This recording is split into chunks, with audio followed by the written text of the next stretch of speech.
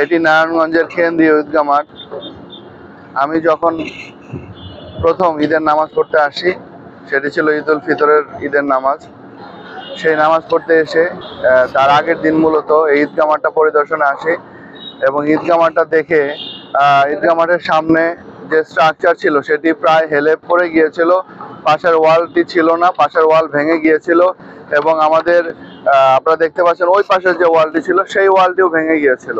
তখন আমার আসলে দেখে মনে হয়েছে যে নারায়ণগঞ্জের মতো একটি ঐতিহ্যবাহী জেলার কেন্দ্রীয় একটি ঈদগাহ মাঠ, তার এত শোচনীয় অবস্থা, আমরা এটাকে কিভাবে সংস্কার করতে পারি সেই লক্ষ্যে আমরা তখন থেকে আমার মধ্যে একটি কাজ করছিল। এবং এরপরে এই ঈদগাহ মাঠটাকে সেই মুঘল আমলের যে স্মৃতি আছে নারায়ণগঞ্জের শহরের, আপনারা জানেন যে নারায়ণগঞ্জের অনেক মুঘল আমলের স্মৃতি রয়েছে, সেই মুঘল আমল থেকে এটি ব্যবসায়িক কেন্দ্র হিসাবে পরিচিত।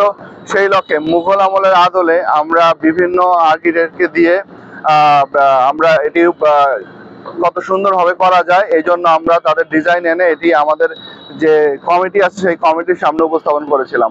কমিটির কাছে উপস্থাপন করার পর কমিটির যে স্ট্রাকচারটি পছন্দ করেছিল, সবাই সর্বসম্মতক্রমে সেই স্ট্রাকচারটি নিয়েই আমরা কাজ করছি। আজকে এই ঈদগাহ মাঠের ঢালাই, আমাদের ঢালাইয়ের কাজ শুরু হয়েছে। আমরা চেষ্টা করছি দ্রুতই এই কাজটি সম্পন্ন করতে এবং এটি একটি আমরা ঐতিহাসিক এবং এটি সকলের জন্য একটি সৌন্দর্য, ঈদগাহর একটা সৌন্দর্য থাকবে, সেই মুঘল আমলে সেই সৌন্দর্য নিয়ে আমরা এটি আগাতে চাচ্ছি। আপনারা দেখছেন যে এটা স্ট্রাকচারটি যে হাইট আমরা দিয়েছি আমরা এবং যে ডিজাইন আমরা করেছি, এবং আমরা মনে করি যে কাজটি যখন পুরোপুরি সমাপ্ত হবে তখন এর পুরোপুরি সৌন্দর্যতা ফুটে উঠবে।